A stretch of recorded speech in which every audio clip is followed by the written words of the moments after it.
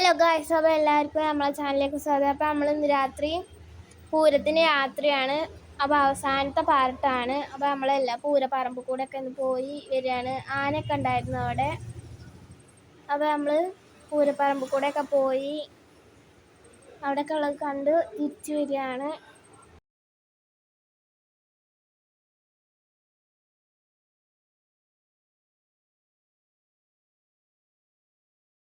അപ്പോൾ നമ്മൾ തിരിച്ചു വരുന്ന വഴിയാണ്.